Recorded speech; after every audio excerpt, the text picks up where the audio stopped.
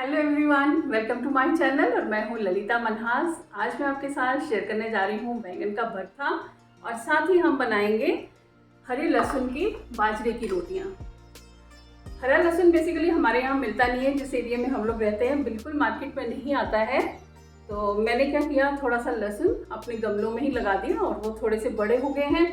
तो मैंने सोचा चलिए अब इनको निकाल कर आपके साथ बाजरे की रोटी लहसुन वाली शेयर करती हूँ। तो इसको तो हम बनाएंगे बाद में, पहले हम बना लेंगे इसको। खास तौर पे बैंगन के भरते के साथ या दही के साथ पसंद किया जाता है, तो उसके लिए हम पहले बना लेते हैं बैंगन का भरता। लेकिन मैं बना रही हूँ आज इसे कुकर में और बिल्कुल अलग तरीके से। हम इसे भूनेंगे नहीं, रोस्ट नहीं करेंगे, हम इसे बनाएंगे कुकर में छील कर और दही वाले बनाएंगे। बिल्कुल अलग सी रेसिपी है। और ये बेसिकली मैंने शादी से पहले मैंने एक दो बार इसे बनाया था। मेरे को शौक था।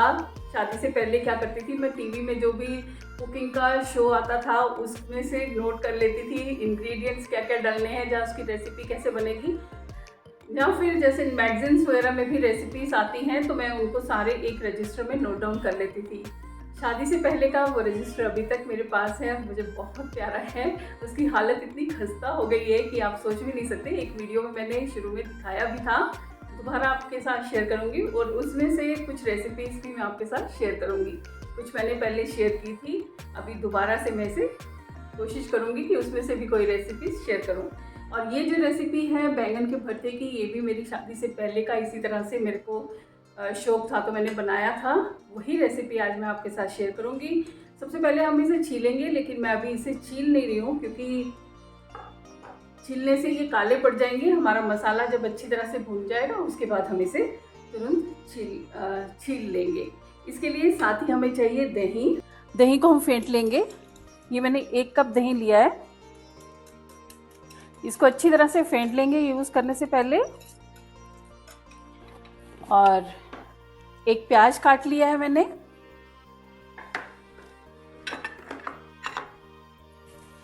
1 इंच अदरक का टुकड़ा और ये है 5 कलियां लहसुन की और 1 हरी मिर्च, जिसे हम कूट लेंगे। इसको मैं हल्का सा कूट लूंगी।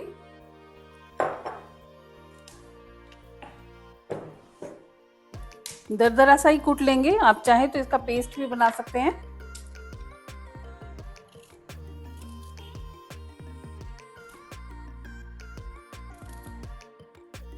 बिल्कुल डिफरेंट सिखाऊंगी आज मैं आपको। मुझे नहीं लगता आपने से किसी ने ऐसा कभी बनाया होगा। ये रेसिपी आपको इंटरनेट पे कहीं नहीं मिलेगी, पहली बार ही आप देखेंगे इसे। और हो सकता है आज के बाद इसे और भी बनाना शुरू कर दें, लेकिन बेहद ही स्वादिष्ट होती है। आप बैंगन का भरता जो आम बनाते हैं ना, वो भूल जाएंगे बनाना, और ये उससे ज़्यादा आसान लगता है बनाना। तो यहाँ मैंने हरी मिर्च, लहसुन और अदरक को काट के डाल दिया है। तो चलिए इसे मैं कूट लेती हूँ।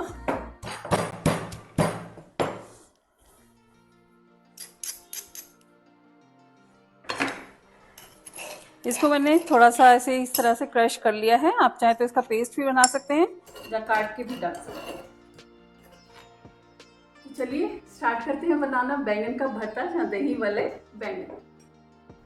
लेंगे कुकर और उसमें डालेंगे सरसों का तेल। यहाँ मैंने 2 टेबलस्पून के करीब तेल डाला है और इसे अच्छी तरह से गर्म होने देंगे, धुआं निकलने तक। उसके बाद डालेंगे 1/2 टीस्पून जीरा, साबुत जीरा, और साथ ही मैं डाल रही हूँ यहाँ पे 2 साबुत मिर्चें, लेकिन उन्हें इस तरह से क्रश कर दे रही हूँ और डंठल अलग निकाल लिए हैं मैंने इसके। थोड़ा सा चटकने देंगे और डाल देंगे कटा हुआ प्याज। प्याज को बहुत ज़्यादा भूनने की ज़रूरत नहीं है, हल्का सा भून लेंगे और उसके बाद डाल देंगे हम इसमें लहसुन, अदरक और हरी मिर्च जो हमने कूट के रखी थी। कर देंगे अच्छी तरह से मिक्स।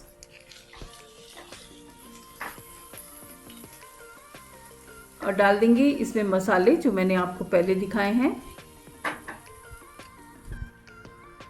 सारे मसाले डाल देंगे इसमें और हल्का सा चला देंगे, लेकिन ध्यान रखना है कि मसाले हमारे जलने नहीं चाहिए। तो मसाले डालने के बाद हम जल्दी से पानी डाल देंगे, थोड़ा सा, बहुत कम पानी डालना है, ज़्यादा पानी नहीं डालना है। 2 टेबलस्पून के करीब पानी डाल दिया है और अब हम इसे हाई फ्लेम पे ही भूनेंगे ताकि पानी जो है वो जल्दी सूख जाए और मसाले हमारे अच्छी तरह से फ्राई हो जाएं। फ्लेम कर देंगे लो। अब जब तक मसाला भून रहा है तब तक हम बैंगन काट लेंगे।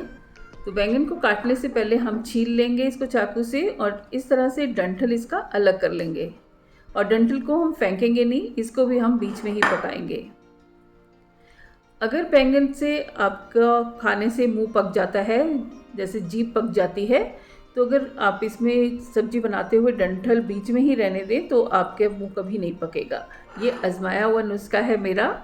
बैंगन छीलने के बाद हम इसे मोटे मोटे टुकड़ों में काट लेंगे। बहुत छोटे छोटे टुकड़े करने की ज़रूरत नहीं है। अल्टीमेटली हमने इसे पकाकर भरते की तरह कर देना है। और बिल्कुल कोमल होने चाहिए बैंगन। ये देखिए, इसमें बिल्कुल भी बीज नहीं है। इस तरह के बैंगन होंगे तो स्वाद बहुत बनेगी सब्जी आपकी। और जैसे कि मैं डंठलों की बात कर रही थी, मैं बैंगन नहीं खा सकती हूँ। जैसे ही बैंगन खाती हूँ, खाना खाते खाते ही मेरी जीभ पक जाती है। तो जब से मुझे पता चला है डंठल डालने से मुंह नहीं पकता है बैंगन की सब्जी से, तो मैंने ये आजमा के देखा और ये वाकई ही काम करता है। अगर आपके साथ भी ऐसा होता है तो आप भी इसी तरह से एक बार आजमा के इसको ज़रूर देखिएगा। डंठल सब्जी के साथ पका के बैंगनों की देखेंगे तो आपका मुंह नहीं पकेगा। यहाँ हमारा मसाला भुन चुका है अच्छी तरह से और मैंने इसमें बैंगन डाल दिए हैं। अब इसे अच्छी तरह से कर देंगे मिक्स।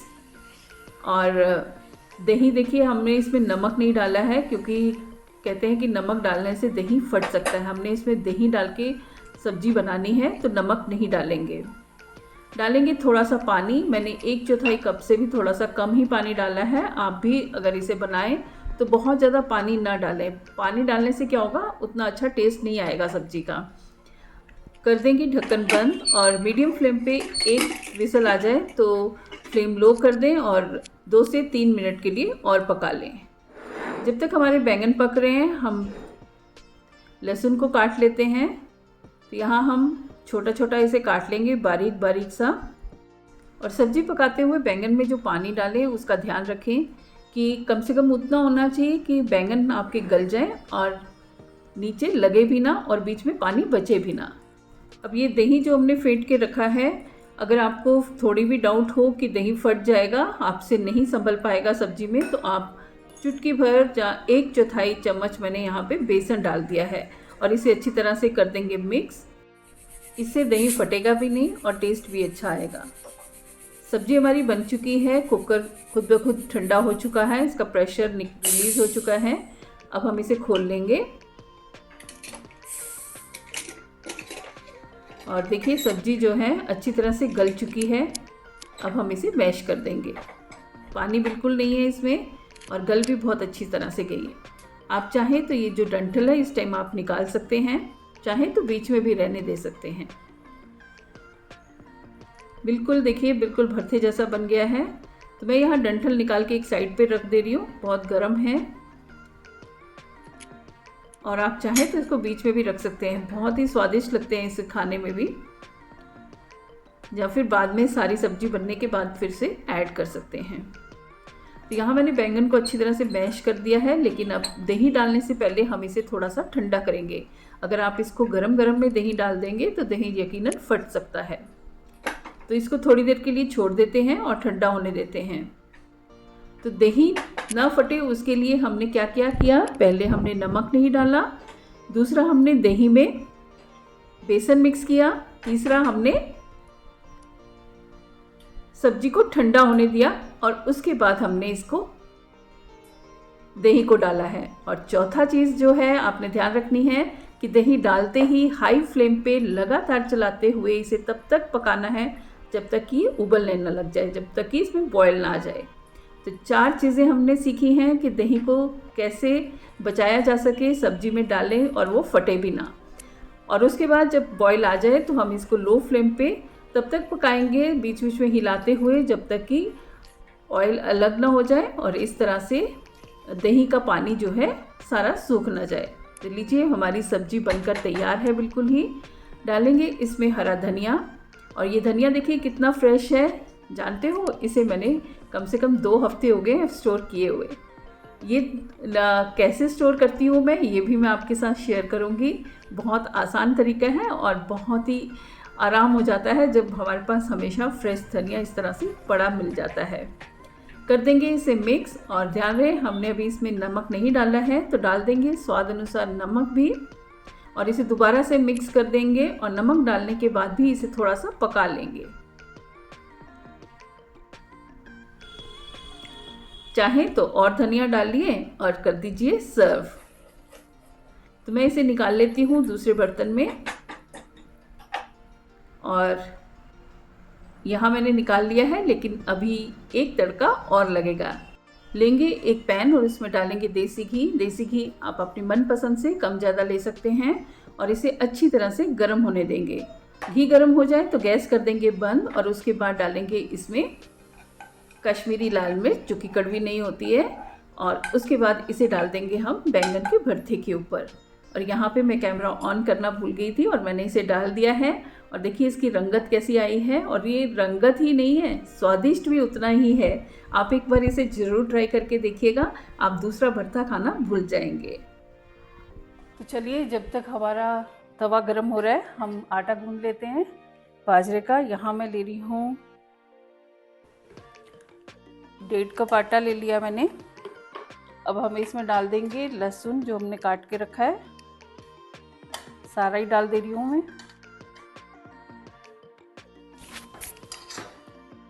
डालेंगे थोड़ा सा हरा धनिया,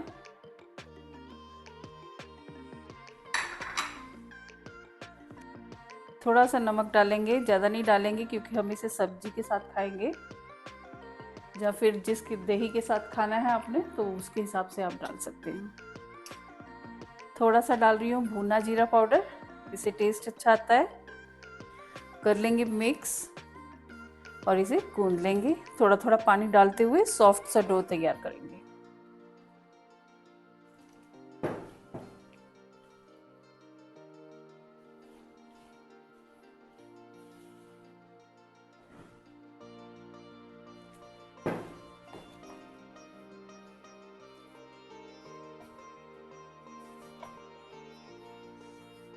तो अब तक हमारा तवा भी गर्म हो गया है, तो चलिए बना लेते हैं इसे।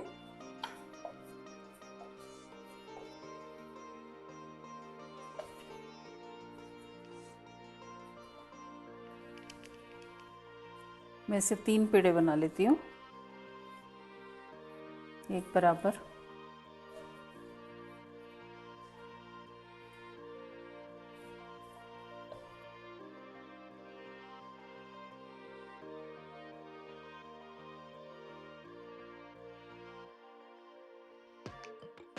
तो लीजिए हमारे पेड़े बन के तैयार हैं, चलिए इन्हें बना लेते हैं।